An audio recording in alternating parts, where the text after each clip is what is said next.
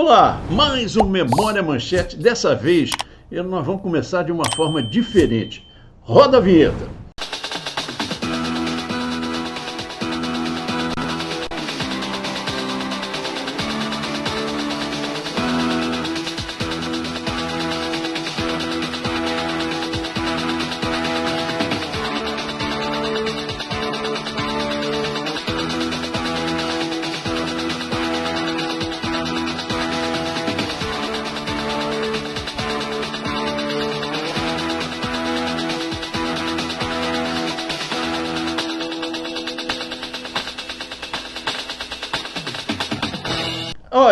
Olha com quem que eu estou, meu Deus do céu, Cícero Melo.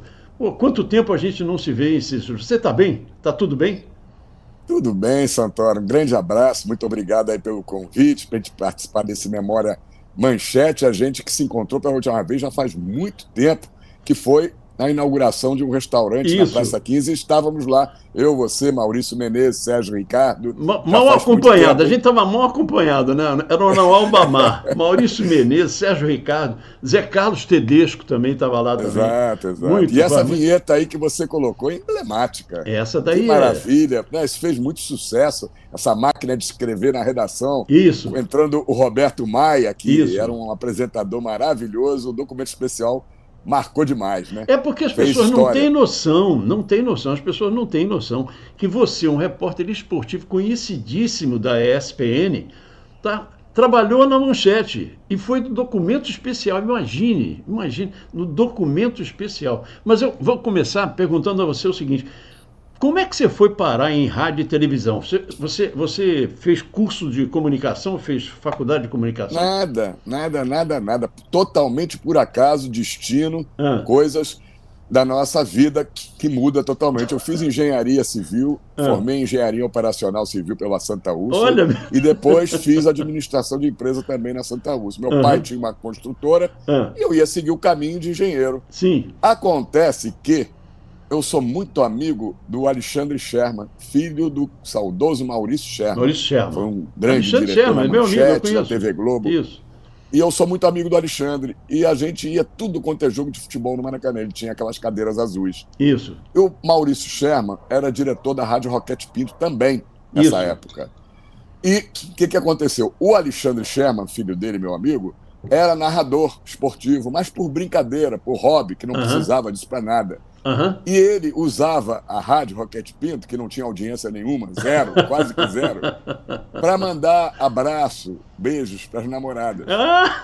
Que legal. E um dia o pai mandou, acho que a rádio tinha 2 ou 3 repórteres, eu não sei o que houve lá interno, ele mandou embora os 2 ou 3 repórteres, não tinha repórter.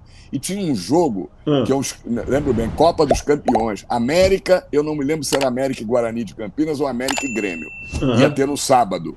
E o Alexandre me fala, Cícero, me liga e diz, Cícero, sábado tem América e Grêmio ou Guarani, e vou te pedir para você trabalhar como repórter. Eu disse, tá maluco? Eu não sei nem como segura um microfone. Ele disse, não. Meu pai mandou embora os repórteres e ele disse que se não tiver repórter, não tem transmissão. Então eu falei para ele, posso botar o Cícero? O Cícero conhece futebol muito e tal. E ele faz, quebra o galho. Não tem audiência mesmo, ninguém vai ouvir, porque ele fala de besteira. E foi assim. Eu fiz, eu não queria fazer. Porque eu falei, Alexandre, só não dá para eu ir este sábado. A gente ia em tudo que é jogo. Madureira e São Cristóvão, a gente ia. Mas ele torcia por que time? Eu sempre fui Fluminense, sou tricolor. Você também? Ele era Flamengo e mudou para Bangu. Ah, é? É, porque ele fez aquela torcida Castores de Ipanema. Ele e o filho do Denis Menezes. Né? Sei quem é. O Denis trabalhou comigo na Rádio Nacional. Então, exatamente. E ele era Bangu, depois virou Bangu. O que acontece? Eu falei para ele, não dá, próximo sábado não dá para eu trabalhar. Ele disse, por quê? Ele disse, pô, tem uma menina que eu quero sair há muito tempo, ela tá me cozinhando há 1 ano, nunca quer sair, nunca pode e tal, e ela topou sair. Então, eu não vou deixar de sair com a menina para fazer um jogo de futebol. Um jogo de futebol. Aí ele, poxa, me encheu muito o saco. Eu fui falar com o meu falecido pai, falei, pai, tá essa situação. Ele disse, Cícero, você gosta tanto de futebol? Pra sair com meninas, você tem a vida toda, tá cheio de namorada te ligando aí todo dia, e você vai poder pelo menos dizer que você trabalhou 1 dia numa rádio. Poxa vida.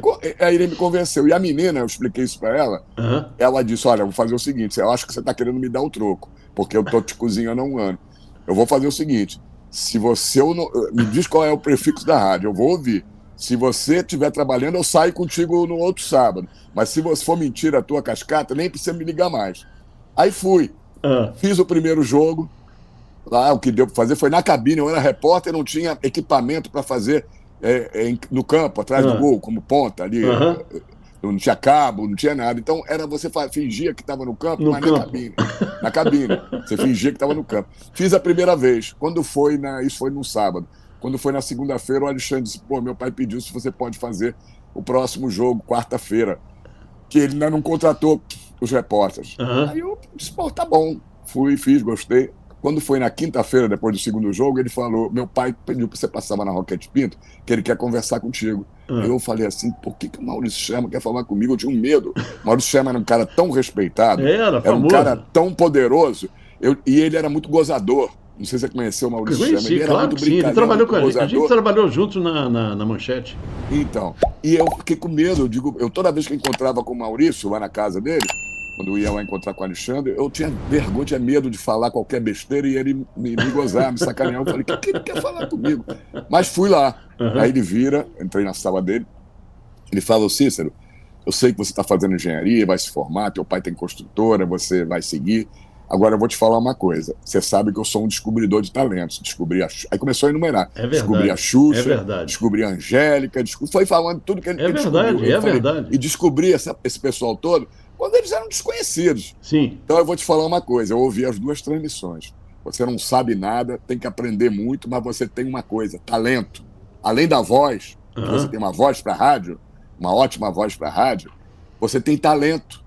Então, o que eu vou te propor é o seguinte, você não precisa largar a engenharia nem nada, mas se você quiser eu te contrato, você vai entrar como produtor, porque eu não posso te contratar como repórter, que você não tem registro profissional, não tem nada, eu te contrato como produtor, que não precisa, e você vai fazendo jogos como repórter e vou te dar um salário e tal, e você faz. Aí eu topei, falei, só eu posso, mas eu não posso fazer jogo no meio de semana que eu tenho faculdade, eu estudava na Santa Úrsula à noite, né? Ele, não, só para fazer os jogos de sábado e domingo. Foi assim que começou tudo, com uma brincadeira. Mas você conseguiu pelo menos sair com aquela menina que... Olha, eu nem lembro. Eu nem lembro, mas provavelmente sim, porque ela ouviu a transmissão. Claro, ela ouviu com você. E deve ter saído, eu nem lembro. Eram tantas namoradas naquela época. Minha mulher não pode estar aqui do lado para nem ouvir. Imagina. Agora, diz uma coisa, como é que você foi parar na Manchete? Porque onde é que você começou? Começou na Roquete Pinto, ok. Tá, isso em rádio. Aí passei por algumas rádios. Da Roquete Pinto fui para a Rádio Bandeirantes, da Rádio Bandeirantes para a Rádio Tamoio. Rádio Bandeirantes era ali na 13 de maio já? Isso. Na 13 de maio. A Taliba Santos comandava. E o José Cunha era o diretor de esportes. José Cunha. Zé Cunha, falecido. Faleceu agora recentemente. Grande Zé Cunha. Zé Cunha era amigo, um espetáculo. Foi a pessoa que mais me deu apoio na carreira. Devo muito. Sou muito grato ao Zé Cunha, que ele acreditou muito no meu trabalho, quando eu era um total desconhecido, sem nunca ter feito curso de nada. E depois fui para a Rádio Nacional, fui para a Rádio Nacional, e quando eu estava na Nacional, trabalhei de 87 a 90 na Rádio Nacional, Valdir Amaral, que me levou para a Rádio Nacional. Meu amigo. Grande, saudoso Valdir Amaral, um dos maiores narradores de todos os tempos do rádio, né?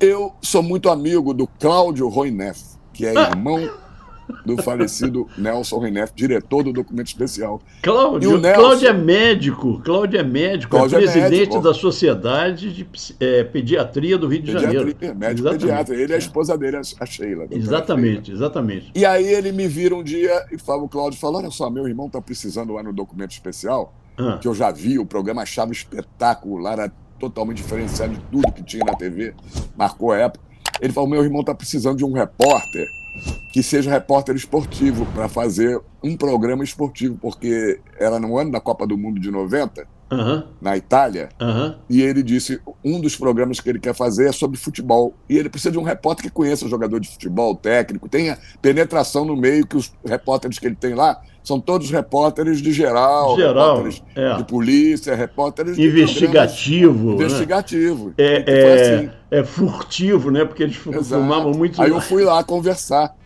Mas um medo danado, porque o Nelson também era um cara muito respeitado e muito importante. E o Nelson vira para mim, lá na reunião que eu fui fazer com ele, e disse assim, Olha só, vou te explicar como é que é o documento especial. O documento especial não é um programa de televisão. Por um acaso, ele está na televisão. Mas ele é um programa de, é um cinema. É cinema. Ele é um cinema. Você vai ser, não um repórter, você vai ser um diretor de cinema. Isso. Eu vou te dar um tema, um roteiro, um tema. Você que vai criar, ele falou assim, pode viajar na maionese. Eu te dou um tema, você estuda esse tema. É isso mesmo. Eu vou te dar uma equipe com um câmera, um assistente, um produtor, um carro com motorista, equipamento. E dentro desse tema você faz o que você quiser. Pode entrevistar alguém em outro estado, em outra cidade. Você vai criar o programa. Pensa o seguinte, isso é uma média-metragem, não é um curta-metragem. Curta-metragem tem 10 minutos, 5, 10 minutos de duração. E nem é um longa-metragem que tem 2 horas, 1h30, 2 horas. O programa tem 30 minutos no ar. Isso. Então, é um média-metragem. Então você se coloca, pense sempre como um diretor de cinema, que você vai fazer um filme, uma média-metragem. Isso. E o que eu quero é que você viaje na maionese. O Nelson Faça revolucionou. as maiores loucuras que você imaginar. O Nelson revolucionou. Nelson, ele era o meu editor-chefe do Segunda Edição, que eu apresentava, o Jornal da Manchete Segunda Edição. Ele revolucionou, porque ele colocou essa lente, entendeu? Escondida, essa lente que mostrava tudo. Exato. Né? Teve de tudo. Você participou de programas, fantásticos. Ele me deu. Eu sempre sempre gostei de desafios. E se eu cheguei onde cheguei foi porque não tinha medo de ser desafiado de nada. Ele, logo de cara, colocou um obstáculo para mim que eu tinha que superar e tinha que pensar como superar o obstáculo para fazer o programa. Nesse primeiro dia que eu fui lá, ele me explicou tudo isso, como era, e disse assim: olha só, isso era uma sexta-feira. Ele me deu um livro, não estou brincando não, ele me deu um livro de 500 páginas, um livro de filosofia para ler. Falou assim: eu quero que você leia esse livro no final de semana, 500 páginas quase. E na segunda-feira nós vamos ter uma reunião, eu quero que você fale sobre o livro. Eu peguei aquele livro, quando eu vi o livro assim, de 500 páginas, minha filha vai passar, minha filha é atriz, Bruna, dá um oi aqui, Bruna. Oi, tudo bom? Prazer. É atriz, seguiu aí o ramo, né? Segui o ramo. Aí, quando ele me deu o livro e disse, um livro de filosofia e tal, que eu tinha que ler no final de semana, com 500 páginas, eu pensei em dizer na mesma hora, Nelson, muito obrigado pelo convite, mas não é a menor chance de eu ler um livro de 500 páginas. Eu tenho um jogo para fazer no sábado, tenho um jogo para fazer domingo, não tem a menor... Você já estava na Rádio Nacional. Na Rádio Nacional. Estava na Rádio Nacional. Isso era para fazer... Mas na Manchete, documento especial, eles não contratavam. Você era prestador de serviço. Prestador de serviço, isso. Não tinha carteira assinada. Isso. Eu não poderia ter, porque já era funcionário da Rádio Nacional. Pedi autorização para a Rádio Nacional para fazer. Como prestador de serviço, eles autorizaram. Aí, assim como a gente tem que agradecer, desculpe aqui, a ESPN, que autorizou você de fazer isso certeza. aqui. Quando eu falei que era para você, que era o seu programa, autorizaram na mesma hora. Porra, muito obrigado, querido. Obrigado ao pessoal da ESPN. E eu sou fã deles. Muito bom. De vocês, Aí o primeiro obstáculo era esse, ler esse livro. Eu pensei em desistir na hora, mas ele quer saber uma coisa? Eu vejo o que eu faço. Não tem como eu ler esse livro. Fui para casa já pensando, puxa, nem comecei a fazer o programa e já vou ficar fora, porque eu não vou ler. Eu não vou saber falar sobre o que é o livro. E ele vai dizer, então, muito obrigado, então, não sei o quê. O que eu fiz? Tive uma ideia, eu tenho que de alguma maneira, eu tenho que ludibriar o Nelson, no bom sentido. Tem que dar um migué nele, né? Exato. Aí pensei, fui para casa, eu disse, quer saber o que eu vou fazer? Eu vou arriscar.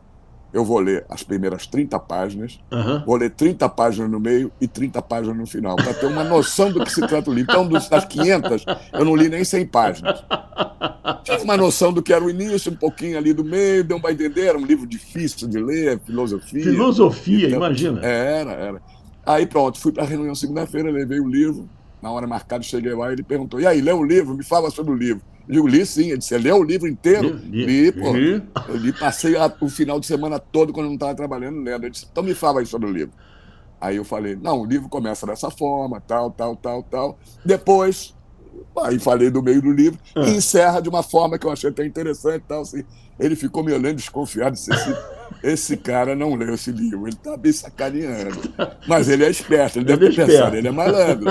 É do cara que eu preciso aqui pro programa. Eu acho que ele fazia esses testes, que era para ver como o cara se sair. Não é que ele queria que você lesse o livro, discutir o livro, não. Ele queria ver como é que um cara que tinha uma responsabilidade de um livro de 500 páginas em um final de semana, se saía, porque na rua você ia precisar ser malandro, ser esperto, lidar com um monte de vagabundo, lidar com político, lidar com gente, né? Tudo diferente. Tipo. Eu acho que eu pensei assim, eu acho que a intenção dele é essa, ver que repórter que ele tem na mão. Se o cara chegar lá e disser, olha, não deu para ler, é muito grande, esse meu amigo, então tudo bem, muito obrigado. Um abraço, tchau. E foi assim. E aí já me deu logo uma matéria para fazer que chamava O País da Copa. Que ele queria uma matéria esportiva. Aí eu pronto, montei tudo. Eu falei para ele, eu não posso trabalhar no horário normal que eu estou trabalhando na rádio. Sim. Ele disse, não tem problema não, Cícero. Eu vou te dar a equipe toda que eu já falei aqui e você pode fazer as suas entrevistas, imagens, a hora e o dia que você quiser. Você tem 2 meses para me entregar um texto, as entrevistas e a matéria pronta. Que legal. Eu só quero ir para a ilha de edição para, em cima do seu texto, ver as imagens que você tem, colocar as sonoras que você está chamando e tal. Você tem uns 2 meses, acho que era 2 meses o tempo que ele deu para fazer a matéria. Eu não quero saber que hora você vai trabalhar, se você vai trabalhar 3 horas da manhã, 7 horas da manhã, 10 horas da noite. Nelson era um gênio. Exato. Eu quero o material pronto e a minha equipe está à sua disposição para o horário que você marcar. Aí eu aceitei o desafio. Pronto, comecei a marcar as entrevistas. Eu me lembro que logo de cara consegui marcar com Jairzinho, o furacão da Copa. Tinha a Copa do Mundo na Itália no meio do ano. Isso aí deve ter sido lá para fevereiro ou março, que eu ia fazer a matéria. Eu comecei a marcar, dando pro produtor, marca com fulano, marca com ciclano, tenta achar esse cara. O Jairzinho foi eu mesmo que liguei. O Jairzinho é um cara difícil de você marcar as coisas com ele, pô, é complicado. O Jairzinho morava na Praia do Leme, ali na Gustavo Sampaio, na Praia do Leme. Consegui marcar uma entrevista com o Jairzinho, 1h30 de entrevista. Só que eu tive um erro, uma falha muito grande. O Jairzinho estava com um amigo dele, um grande amigo, para fazer a entrevista assim, e botou num banquinho daqueles da praia, da Avenida Atlântica, botou o cara do lado dele. Eu tinha que ter pedido pro cara, meu Sai amigo, daí. por favor, você tá no quadro, vai ficar um papagaio de pirata aqui no quadro. Mas eu, com vergonha de falar pro Jairzinho, para tirar o cara, deixei a entrevista inteira o cara do lado. O cara não falava uma palavra, mas estava no quadro. A entrevista toda. Tá bom, fiz os outros todos que eu tinha que fazer, quem eu pensei, fiz aquele, estava vivo ainda, o Tião Macalé. Lembro? Tião Macalé, que fazia aquele programa humorístico. Isso. E tinha Nojento! Frase, nojento! Eu fiz com ele, foi muito divertido. Fiz com todo mundo que tinha que fazer, técnico, jogadores, o povo fala. Pô, na hora da edição, quando entra para editar, o Nelson primeiro, ele não tinha visto nada. Ele só viu na ilha.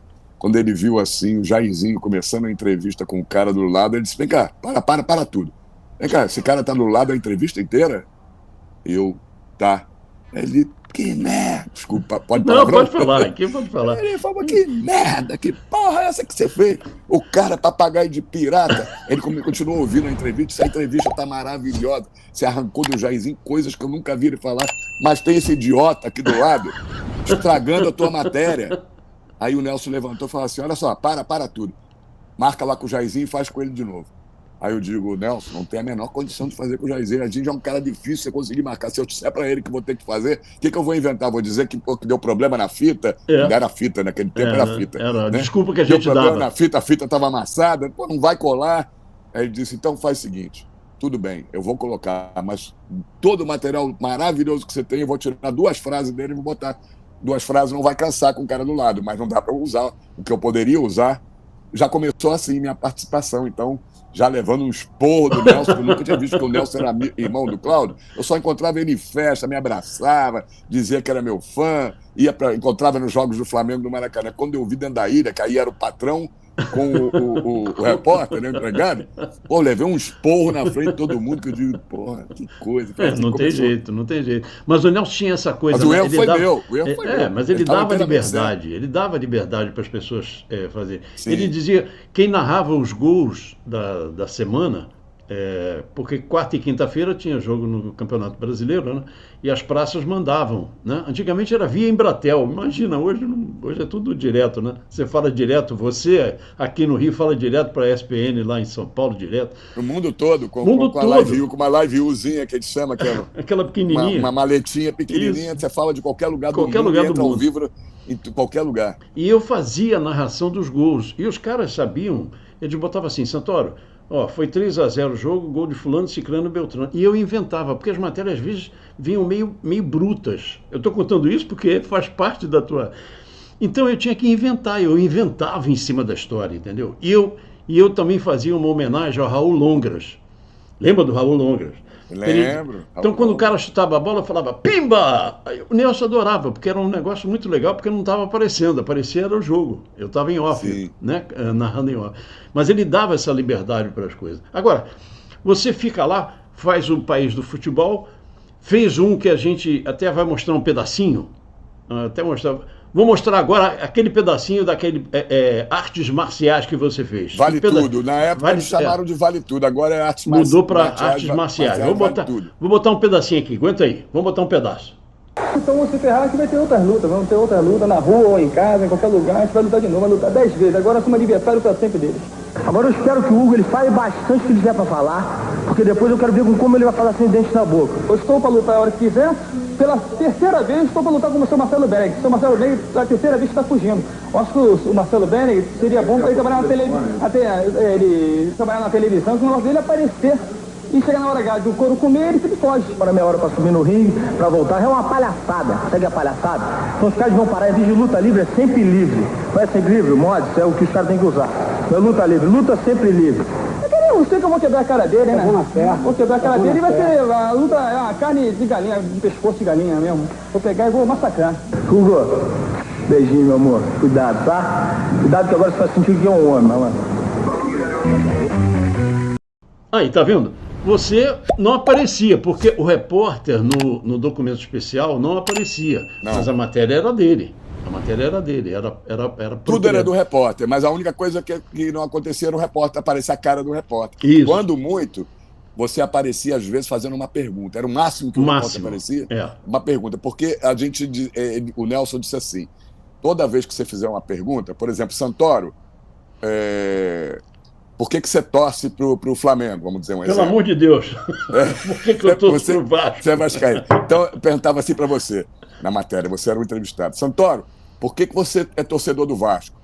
Você não podia dizer, porque eu sempre gostei do Vasco. Você dizia assim, eu sou o torcedor do Vasco. Você tinha que, como não tinha a pergunta do repórter, você tinha que encaminhar aquilo que foi perguntado para quem está em casa e entender por que você está respondendo aquilo ali. Exatamente. Então você começava a tua pergunta. Eu sempre dizia para o entrevistado, começa a tua resposta pela minha pergunta. Eu sou o torcedor do Vasco por causa disso. E tudo era assim. Entendi. Quando o cara não começava, aí é que você às vezes fazia a pergunta, que entrava um rabichinho na sua pergunta no ar. Você fez outro programa também, que eu me lembro, Deus é Brasileiro, não é? Esse foi o programa melhor dos três. Melhor dos três. Porque o que eu já estava...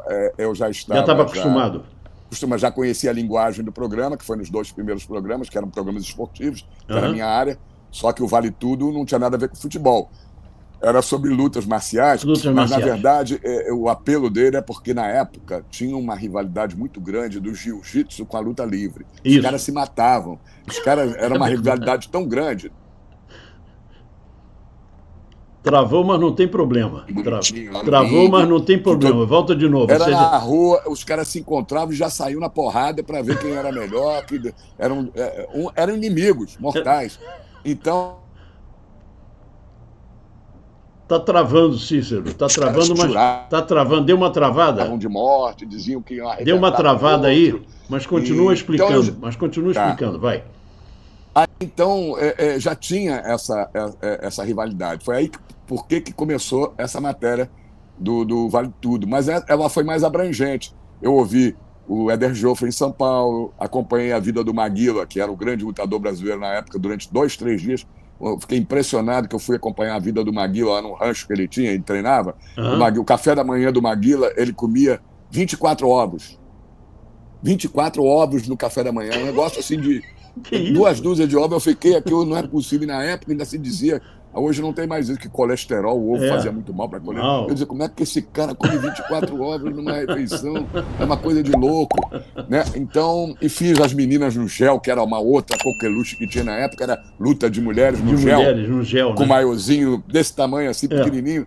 biquíni e tal, e aquilo rolava no gel, aquilo tinha uma audiência danada. Eu fiz muita coisa, né, ouvi o Aurélio Miguel, que era o campeão, medalha Isso. em Olimpíada. Judô, né? Então Judô eu já tinha umas... Era jiu-jitsu ou judô, Aurélio? Não, judô. Aurélio Judô, Miguel né? era judô. Judô. Era judô, Olimpíada, foi medalha, Olimpíada, não sei que medalha de ouro, medalha de prata. É.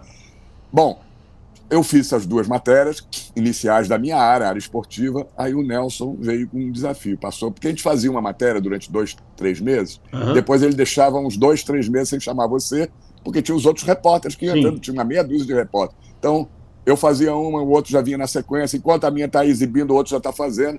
Então, para ele chamar para fazer mais uma matéria, demorava mais uns 2, 3 meses. Tanto que eu fiquei 1 ano e meio no documento especial e fiz 3 matérias só que eu me lembro.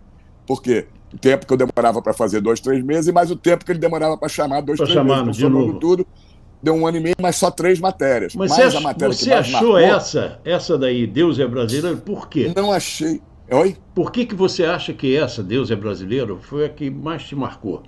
Por causa do tema, né? Que foi um tema. O Nelson chegou para mim e falou assim: olha, você já fez 2 matérias esportivas, eu quero aproveitar o teu potencial, que eu já vi que você é um cara de perguntador, chega entrão, polêmico. Repórter esportivo, se não for assim, não vinga, né? Não exato, vinga. Exato. E meu estilo sempre foi esse. Ele disse: eu vou te dar uma matéria, eu combinei contigo só para fazer matéria esportiva, né? Principalmente futebol, mas eu quero ver você fazendo uma matéria que não tem nada a ver com esporte, com futebol. Você topa o desafio? Eu disse: claro, pô. Claro. Tudo eu sempre topei, né? Ele disse: eu vou te dar um tema aqui, ó. O tema é o seguinte: a gente não ouve nas ruas aí, às vezes, uma pessoa dizer, acontece um negócio legal no Brasil, tal, e a pessoa não diz assim: Deus é brasileiro, né? Não falam? As pessoas não falam isso, claro, na rua? Deus hoje. Aqui no... Aí ele disse: o tema é Deus é brasileiro. Cria o que você quiser, mistura com política, economia, futebol, o que você quiser, Deus é brasileiro. Eu pensei: como é que eu vou criar um tema em cima de Deus é brasileiro, fazer um programa de meia hora de duração? Meia hora, imagina. Tem que ter um início, meio e fim, tem que ter um roteiro, eu tenho que criar, como se eu fosse um diretor de cinema, claro. Criar um enredo, um filme, né, um roteiro. Eu não sabia. Eu não queria dizer isso para ele, que eu não sabia. Sabe por que eu não sabia? Eu não sabia escrever. Eu não tinha. No rádio, tudo é improviso. Tudo é improviso. Tudo a gente domina o futebol, tudo é improviso. Essas matérias do documento especial, você tinha que ter um texto. Tinha que ter um texto bom para criar o texto, que o Roberto Maia, que era o famoso Roberto Maia, era o apresentador para ele ler. Eu não sabia como fazer um texto direito. Já desde a primeira matéria, eu já tive dificuldade, apesar de dominar futebol, eu tinha dificuldade de construir um texto. Fazer um texto que tivesse um início, meio, fim, que ficasse atraente, que ficasse uma coisa bacana no ar. Eu não sabia como fazer isso aí. Eu tinha medo de perguntar, dizer: pô, não sabe escrever? Não tem texto? Pô, tá fazendo um programa desse que é puro texto. O programa 99% era texto e o resto era sonoras, né, as entrevistas. Pô, eu quase que saí logo na minha primeira matéria. Eu não sabia como falar, como escrever a matéria, tinha que fazer a redação final de tudo que eu fiz. Eu esqueci o nome da pessoa que trabalhava lá, que eu fiquei amigo, assim, tinha que tomar café junto. O cara me conhecia da Rádio Nacional, gostava do meu trabalho e tal. Foi a única pessoa que eu tive confiança de chegar para ele um dia: vamos tomar um café? Vamos.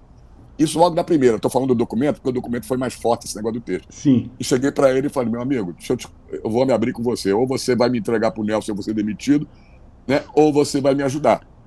Ele: o que é, Cícero? Pode falar que eu vou te ajudar. O que é? Eu digo: eu não sei escrever. Eu não sei como iniciar a matéria, como dar um meio, terminar, finalizar.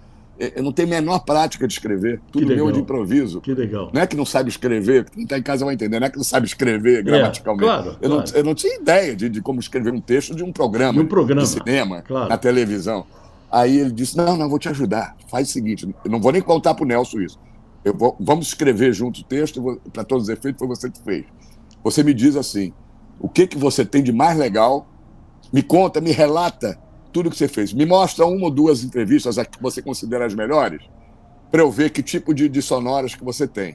Não posso ver, não tenho tempo para ver 50 entrevistas que você fez, cada uma de meia hora. Me mostra as 2 que você acha mais importantes, 2 ou 3, e me conta um enredo de tudo que você tem, que nós vamos construir o texto junto. Aí juntos. Aí eu fiz exatamente isso. Chamei ele na ilha, mostrei ali, disse, pô, isso aqui é ouro em pó. Falou, isso aqui, essa sonora aqui é uma maravilha, pô, isso vai curtir pra caramba. E me conta aí o que você está pensando. Eu disse, não, pensei, mas eu não sei como começar. Eu disse, não, já tem aqui a abertura da matéria, tá do cacete. Isso aqui que o cara vai falar, vai ter um textinho de abertura, já vamos chamar a sonora do cara. Aí foi construindo comigo o texto. Que legal. Né? Que no legal. final, ficou um texto maravilhoso. As entrevistas que eu fiz para esse Deus é Brasileiro, maravilhosas. Tinha gente que eu encontrei na rua que eu disse, pô, meu amigo, Deus é brasileiro? O cara, Deus é brasileiro, claro, nós não temos aqui guerra, não temos terremoto, não temos maremoto, não temos isso, não temos aquilo, olha só as praias lindas que a gente tem, olha só. Aí vinha um cara que eu perguntava em seguida, Deus é brasileiro? Ele disse, Deus é brasileiro, mas olha só, a gente tem essa... Eu falava assim, Deus é... O cara que falou antes disse que nós não temos maremoto, não temos... Aí disse, mas em compensação, olha o povinho que nós temos. Pô, isso era o claro, contraponto, né? claro. Aí eu colava já um cara dizendo, Deus é brasileiro, olha só que praias, que não tem, né? E eu entrava outro dizendo, olha só que povinho imbecil que a gente tem. Que adianta ter praias lindas com gente? E aí foi construindo. Sensacional, sensacional. Ficou uma maravilha, o Nelson adorou quando entrou na ilha, disse, puta, essa matéria tá do cacete e tal, parabéns e não sei o quê. Pô, que texto bom. Esse texto, pô, como é que você pensou nisso? E eu doido pra dizer, ó, quem fez foi o fulano, mano. E ele do meu lado, o outro, né? Ele olhou pra mim assim, fez assim. Fez assim, né? Claro, pô. Claro, não ia te entregar. Ficou, e o Nelson, depois eu soube que elegeu as 70 melhores matérias das mais de 200 que o programa teve nos 3 canais, que ele ficou de 89 a 92 na TV Manchete, de 92 isso. A 95 no SBT, e depois, se eu não me engano, de 97 a 2000 na Band. Isso. E o Nelson depois elegeu as 70 melhores matérias e o Deus é Brasileiro. Deus é Brasileiro. Pô, eu fiquei muito orgulhoso, estava entre essas 70 melhores. E como é que foi a tua passagem da Manchete para a ESPN? Foi direto? Você foi direto para a ESPN? Não. Naquilo ali, o documento especial foi uma coisa que surgiu do nada. Eu, antes de ir para a ESPN, ainda recebi um convite e trabalhei durante 3 meses, quase 3 meses certinho, na Band, na TV Bandeirantes. Tinha um programa de esporte na hora do almoço, aqueles programas que tem locais na hora do almoço, que o diretor do programa era o José Roberto Tedesco. Você está de brincadeira? Zé Cavalo, meu amigo há 50 anos. Mora em Portugal. Exatamente. Zé Cavalo é meu amigo e irmão, imagina. Exato. E aí tem um Band Esportes Rio, que ele era o diretor, precisava de um repórter. Ele chamou o Ricardo Mazella para ser o repórter. Sim. Só que o Mazella já não queria mais ser repórter, já estava iniciando como narrador esportivo. Narrador esportivo, E ele não queria mais ser repórter. Disse, não vou fazer reportagem, agora quero ser narrador, o que eu vou fazer aqui? E me indicou. Só, eu não vou fazer, mas eu vou indicar o Cícero, é muito bom repórter. Pô, o Zé me apresentou ao Zé e eu fui trabalhar. Fiz 3 meses. Foi a primeira TV de esporte que eu fiz, realmente.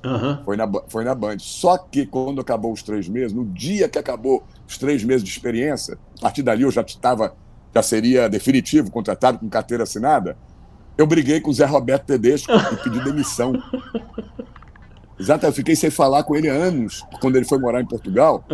A minha mulher, que te cumprimentou aqui, não deixou falar com ele durante anos, porque ele fez uma sacanagem muito grande comigo, assim, em termos de trabalho, né?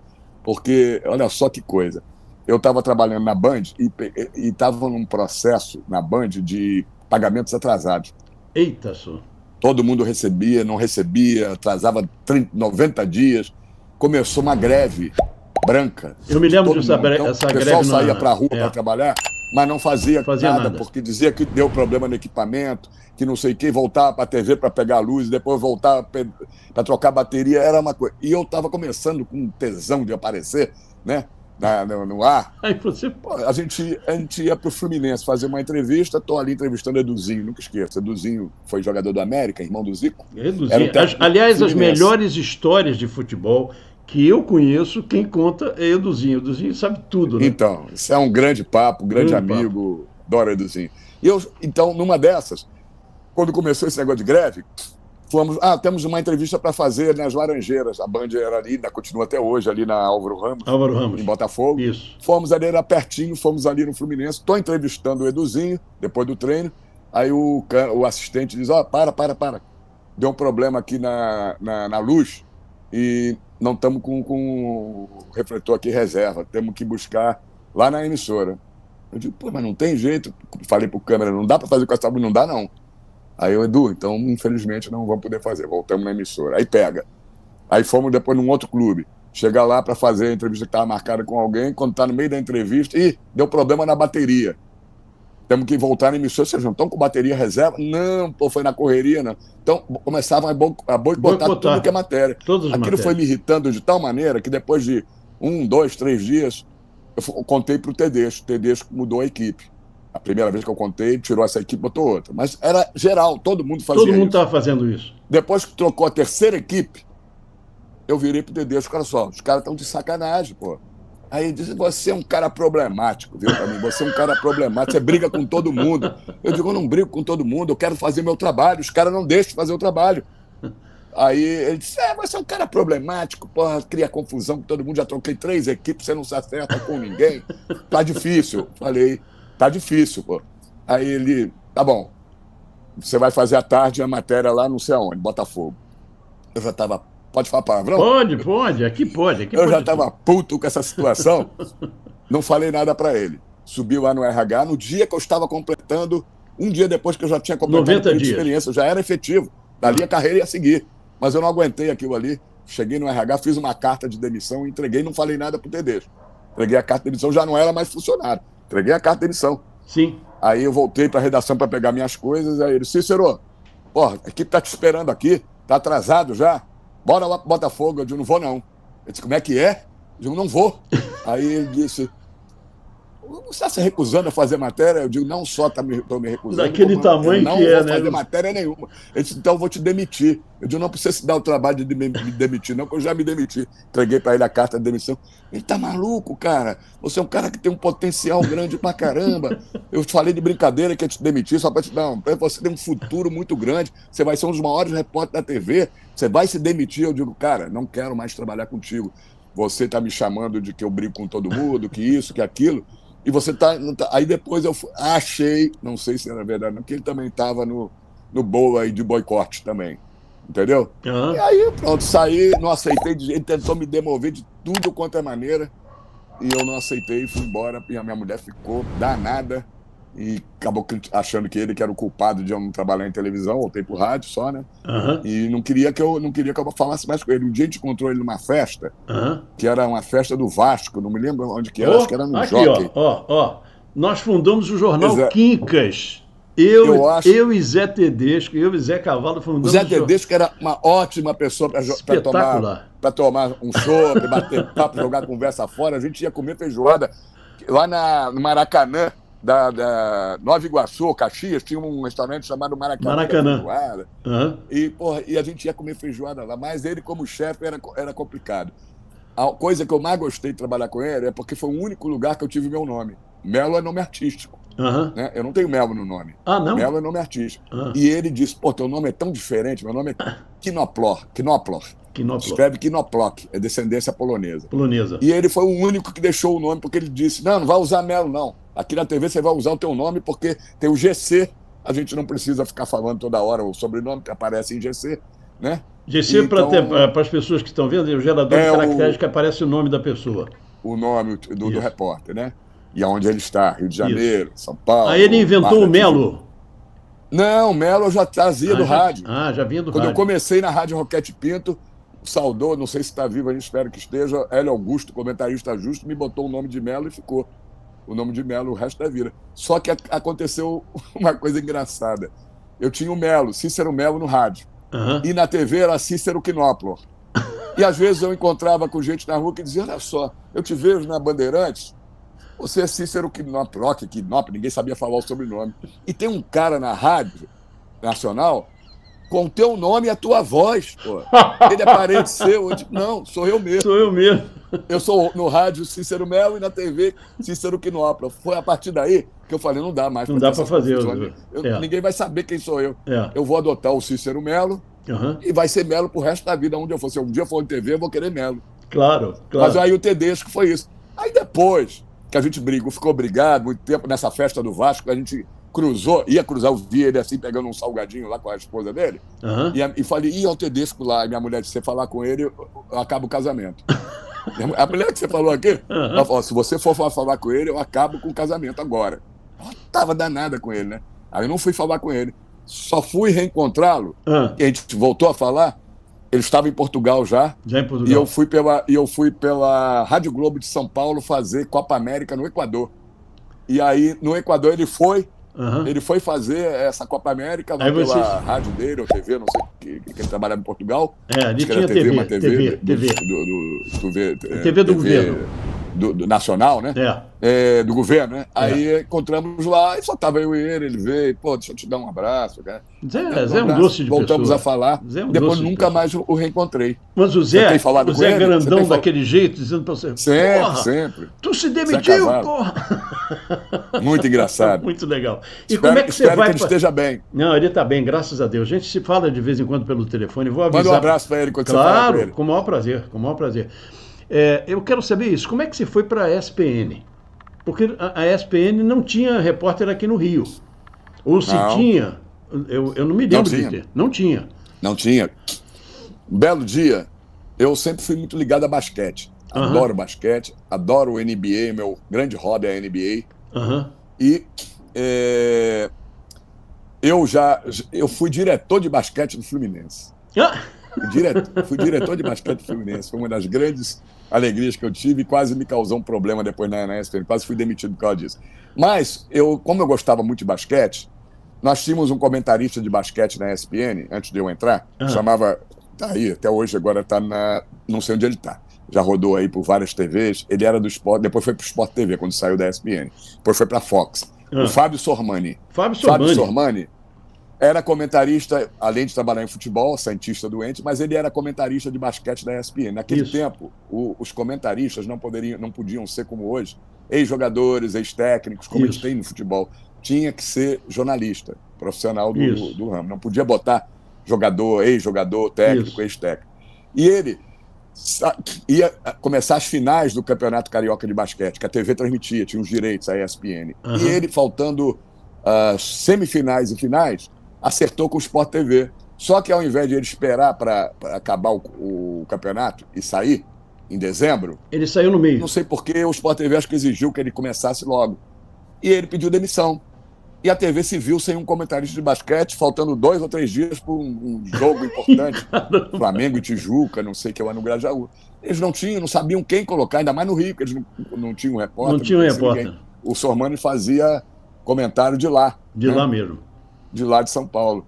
Aí eu era muito amigo, fiquei muito amigo do Grego, que era presidente da Federação do Rio de Basquete, depois foi presidente da Confederação Brasileira de Basquete. Sim. E o Grego, que eu convivia com ele na federação, que eu tinha sido representante do Fluminense na federação antes de ser diretor, perguntaram para ele, o Trajano, ou um outro diretor, perguntou, vem cá, você conhece algum comentarista de basquete? Nós temos um jogo que há 2 dias não tem comentarista, o Sormani saiu.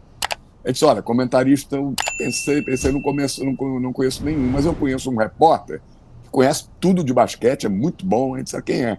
É o Cícero Melo, da Rádio Globo de São Paulo, já estava na Rádio Globo de São Paulo. O Cícero Melo, da Rádio Globo de São Paulo. Ele disse, mas o Cícero Melo faz futebol. Eles me conheciam, porque eu trabalhei na Rádio Globo de São Paulo, era bem conhecido, né? A gente conhece o Cícero Melo como um grande repórter de futebol. Não, ele sabe tudo de basquete. Então, me dá o contato dele. Aí passaram o contato e me perguntaram, você quer comentar? O cara falou, o Trajano pediu para eu te ligar, o Bigode, que era o assistente dele, e te convidou para ser comentarista de basquete nas finais. Aí eu disse assim, olha, deixa eu te falar uma coisa. Eles foram primeiro saber o Trajano só contratava alguém sabendo se o caráter da pessoa era bom. Não era só o profissional. Quando ele viu o meu currículo, que ele pediu para mandar um currículo, o Grego me falou, manda um currículo que eles querem ver o teu currículo. Estava ali que eu trabalhava com o Luiz Roberto, que é o narrador da TV Globo, principal narrador com a saída do Galvão Bueno, e o Paulo Soares, que era o principal narrador da ESPN, agora está adoentado, está afastado. Isso. Aí perguntou, vem cá, como é que é o caráter do Cícero? Como repórter, nem precisa falar que a gente conhece, mas é um cara bom de se lidar, tem caráter, pode contratar, é ótima pessoa. Aí ele foi e me ligou. Você quer comentar aqui? Eu disse, olha, deixa eu te falar uma coisa. Eu não sou comentarista. Nunca comentei na minha vida. Eu até acho que eu posso ir bem. Se vocês só quiserem para eu comentar os jogos da final, da semifinal e final, e depois não vão mais me chamar para nada, eu não quero. Pode botar outro no meu lugar, pode convidar outra pessoa. Agora, se vocês me prometerem que depois vão me dar uma oportunidade na minha, que eu nunca fiz, fiz pouquíssimo na Band, nunca fiz televisão, ainda mais do porte da ESPN, que vão me dar oportunidade na minha, eu topo fazer. Mas com essa única condição. Vocês têm que me avaliar pelo meu trabalho, porque eu fiquei com medo de eles me avaliarem como comentarista de uma forma ruim, dizer, o cara não é bom comentarista. Eu não era comentarista, podia não ir bem. Claro. Pronto, nunca mais ia ser chamado. Claro. Mas eu pedi para ser avaliado na minha, né? Aí ele disse, não, pode ficar tranquilo que depois que você fizer os comentários, nós vamos te chamar para você fazer umas reportagens e tal, não sei o quê. E aí foi assim. E aí você entrou na ESPN. Aí eu entrei para comentar basquete. Nunca esqueço, o primeiro jogo, se não me engano, foi Flamengo e Tijuca no Grajaú Country Club. Eu fui lá fazer. Começa que a minha carreira quase acabou na TV naquele primeiro dia, porque eu estava me preparando para comentar em todas as informações e tudo mais, e o narrador não chegou de São Paulo, deu um problema na ponte aérea, e o narrador choveu e o narrador não chegava. João Palomino, nunca esqueça, que trabalhou como narrador.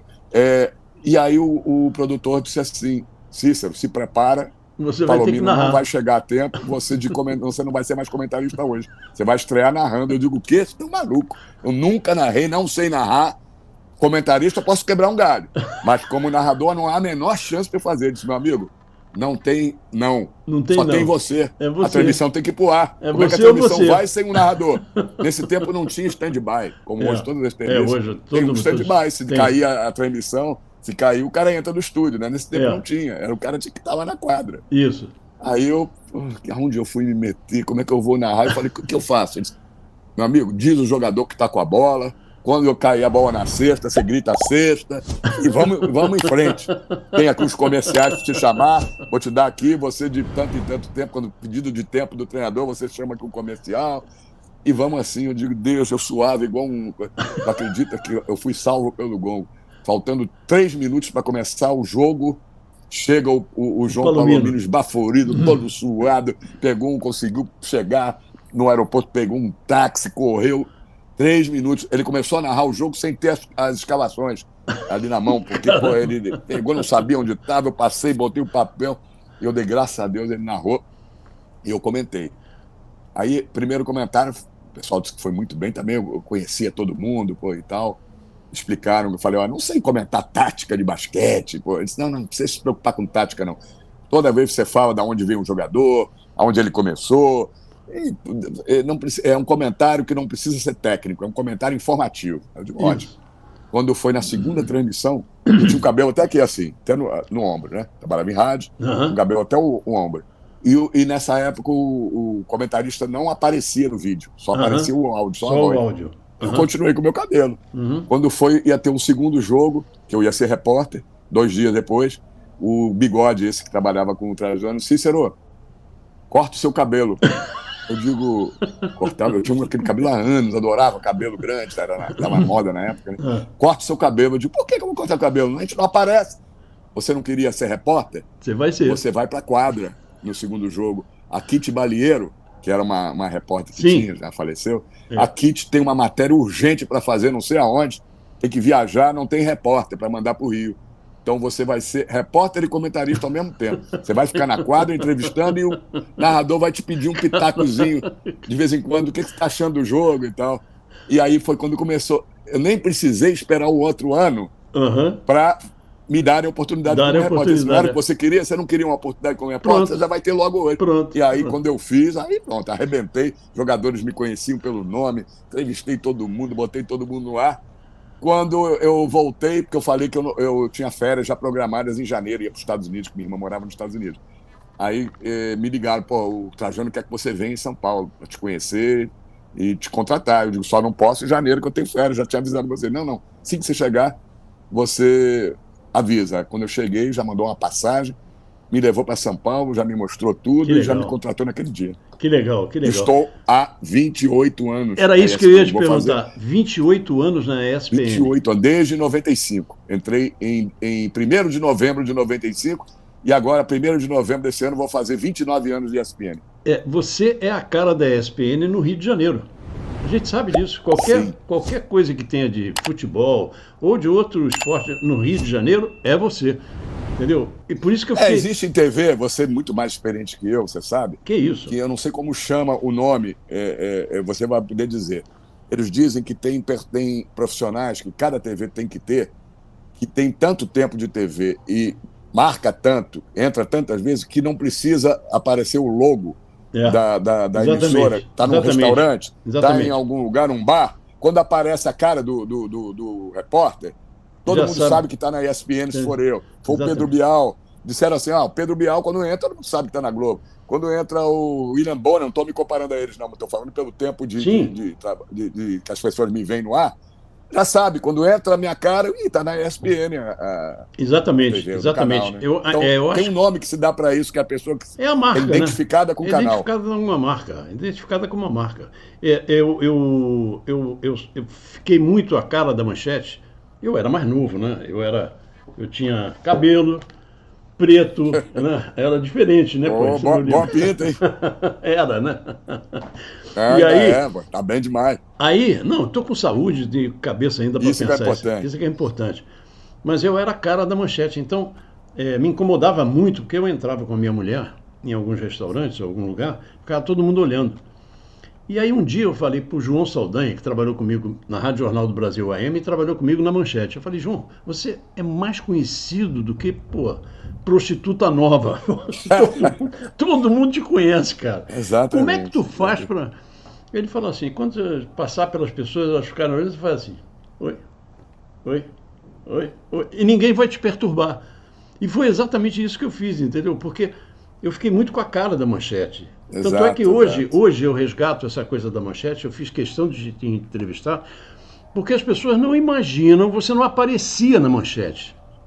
A tua cara não apareceu. Nunca apareceu minha cara na Manchete. Fiquei um ano e meio lá, nunca minha cara apareceu. E você, quando você me contou isso, eu caí pra trás, pô. De caramba, ainda por cima trabalhando com o Nelson Oneff, pô. Amigo do Cláudio Oneff, irmão dele, pô, meu amigo. Caramba, temos que entrevistar o Cícero Melo por causa disso. Vou falar pro Cláudio assistir o programa. Ele vai assistir, eu mando para ele também. Cláudio é meu amigo até hoje. E o Nelson morava em cima da Fiorentina. Exato. Que a gente descia. E o Cláudio mora ali. mora ali. Tá lá, tá morando lá. Prédio. Exatamente. Cícero, olha, foi um prazer enorme te entrevistar. Você tem um talento fantástico na televisão, sabe? Quem te descobriu, que foi o Nelson, descobriu, sabe, que você realmente é um tremendo repórter esportivo. Mas foi Maurício Sherman que foi o... Sim, do rádio. Eu agradeço a algumas pessoas muito.